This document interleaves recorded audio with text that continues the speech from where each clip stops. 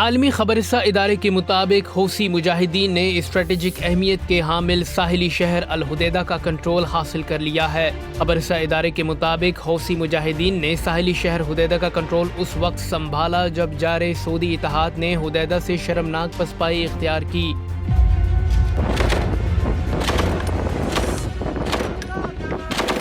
سعودی اتحادی فورسز 2018 سے اس علاقے پر قابض تھیں اور حوثی مجاہدین اور یمنی فورسز اس کو آزاد کرانے کے لیے مصروف عمل تھیں۔ تاہم حوثی مجاہدین عرب اتحاد کو شکست دے کر الحدیدہ پر قابض ہو گئے ہیں۔ واضح رہے کہ حوثی مجاہدین اور یمنی فورسز شبوہ، معرب اور بیدا سمیت کئی اہم شہروں پر چڑھائی میں کامیاب ہوئے اور ان شہروں کے اہم مقامات پر قبضہ بھی کر چکے ہیں۔ سعودی اتحاد کی اس پسپائی کے پیش نظر عالمی ادارے اور نام نہاد اقوام متحدہ نے سیز فائر کا مطالبہ کیا ہے، لیکن حوثی مجاہدین اور یمنی فورسز اپنی سرزمین کو جارحین سے آزاد کرانے کے لیے پرعزم ہیں۔